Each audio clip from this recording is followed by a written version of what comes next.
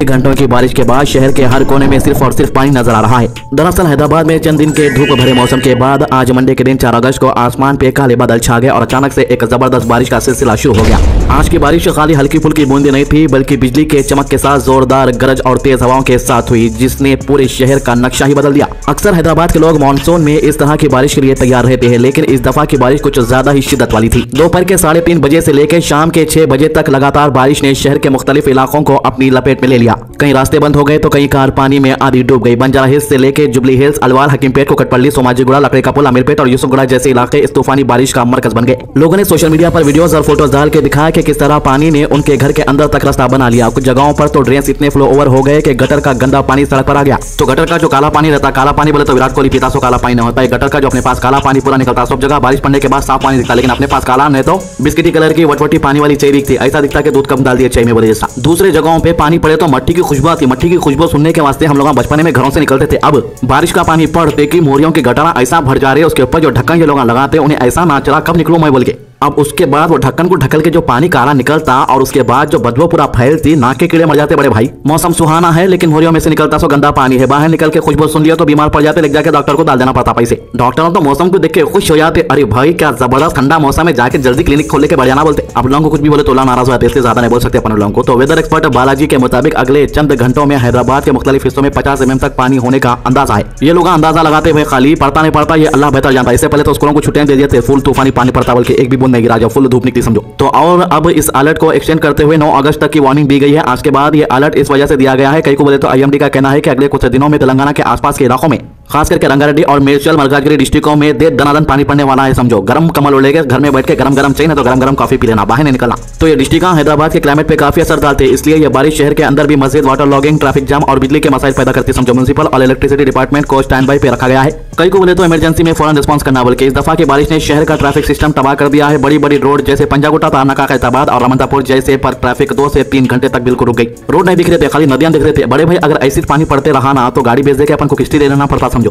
कई को बोले तो लोग स्कूटर्स और कार छोड़ दे के छतरी लेके पैदल निकलने पर मजबूर हो गए थे। कुछ जगहों पर तो रेस्क्यू टीम को भेजना पड़ा, जैसे बंजारा हिल्स में जब एक झाड़ गिर गया कार के ऊपर, जिसको आप देख रहे हैं। अब जो है कुछ लोग कमेंट करके बोल रहे हैं कि भाई बैलेंस बिगड़ जाता है, एक झाड़ को काटे तो पूरे झाड़ को काटना कहते, अगर एक को नहीं काटे तो किसको भी नहीं काटना, बैलेंस बिगड़ के झाड़ गिर जा रहे। अब इतना साइंस के बारे में तो अपन को नहीं मालूम है भाई, इंडिया में झाड़ों के बारे में और जानवरों के बारे में बोलना कम है अपन को। अब जरा सोचो, राजभवन के आसपास पानी भर गया लेकिन इमरजेंसी क्रू को ड्रेन लगाने पड़े। GHMC के मानसून इमरजेंसी टीम ने भी बिल्कुल काम शुरू कर दिया है, लेकिन लोगों से गुजारिश की गई है कि वो जरूरत के सिवा घर से बाहर ना निकले ताकि किसी भी हादसे से बचा जा सके।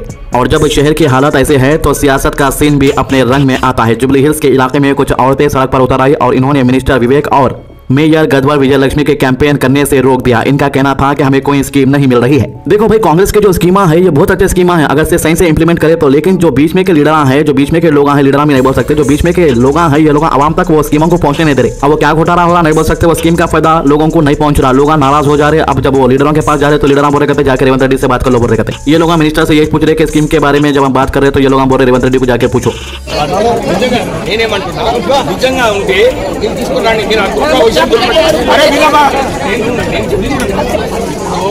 ముందు బియ్యం ఇస్తుండే టీఆర్ఎస్ ముందు బియ్యం మంచిగా వండుకోవాలి తినాలని చెప్పి సన్న బియ్యం ఫ్రీగా ఇస్తలేరు, గుర్తుపెట్టుకో।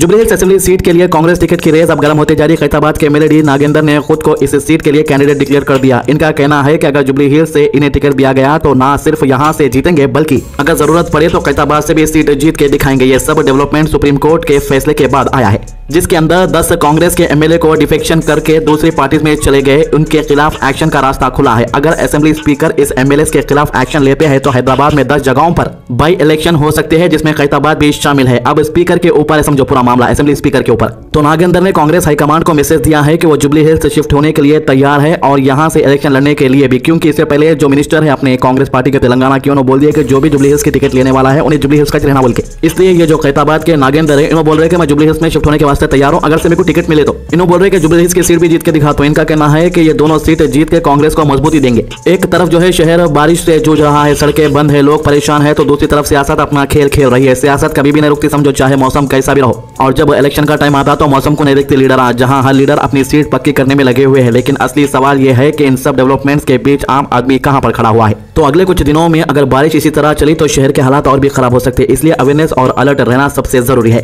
एक और बड़ी अपडेट आ रही है, फॉर्मर बीआरएस के एमएलए जो है इन्होंने रिजिग्नेशन दे दिए और ये जाने वाले हैं बीजेपी पार्टी के अंदर। देखो भाई, रिजाइन कर देना, दूसरी पार्टियों में जाने का खेल बहुत पुराना है। कांग्रेस वाले बीजेपी में जाते, बीजेपी वाले कांग्रेस में जाते, बीआरएस वाले जो है बीजेपी में जाते, फिर उसके बाद वो लोग कांग्रेस में जाते, कहीं पर भी जा सकते। अब अपन लोग जो है आम पब्लिक वाले अपन ये सोच के वोट डालते, पार्टी को देख के वोट डालते। कभी भी आप कभी भी कैंडिडेट को देख के वोट डालते। मैं जो है भाई पर्सनल ओपिनियन है, कहीं को झूठ बोला, मैं जो है पार्टी को देख के वोट डालता हूँ पहले से कि भाई ये जो फलाना कैंडिडेट है कौन सी पार्टी से, चलो भाई ये पार्टी है तो ये पार्टी को जिताना है। सबके दिमाग में एक ही बात रहती ना भाई, आप कैंडिडेट को देख के तो वोट नहीं डालते, पार्टी को देख के वोट डालते। अब आप सोचो, आप एक पार्टी को जिताने के वास्ते वोट डाले, वो पार्टी का कैंडिडेट जीत गया, लेकिन उन्हें क्या करा, जो पार्टी से जीता वो पार्टी सत्ता नहीं बना सकी, स्टेट के अंदर गवर्नमेंट नहीं बना सकी, ना सेंट्रल के अंदर जब इलेक्शन है वो गवर्नमेंट बना सकी। तो उसके बाद उन्हें दूसरे पार्टी में जंप कर दिया। तो आपको तकलीफ होती नहीं होती? बिल्कुल होती। तो ये रूल चेंज करने के वास्ते कांग्रेस के जो राहुल गांधी है उन्होंने कोशिश कर रहे, लेकिन यहाँ पर तेलंगाना से केटी रामाराव बोल रहे कि भाई हमारे 12 एमएलए तुम्हारे पास चले गए, तो तुम ये रूल के बारे में नहीं सोचे कि हमारे एमएलए तुम्हारे पास कहीं को है बोल के। वही सेंट्रल के अंदर तुम लड़ रहे कि भाई हमारे जो कांग्रेस के एमएलए है, एमपीआं है, बीजेपी में नहीं जाना बोल के। पहले तो तुम जो हमारे एमएलए है उनको वापस कर दो, उसके बाद लड़ो, हम भी तुम्हारे साथ देते।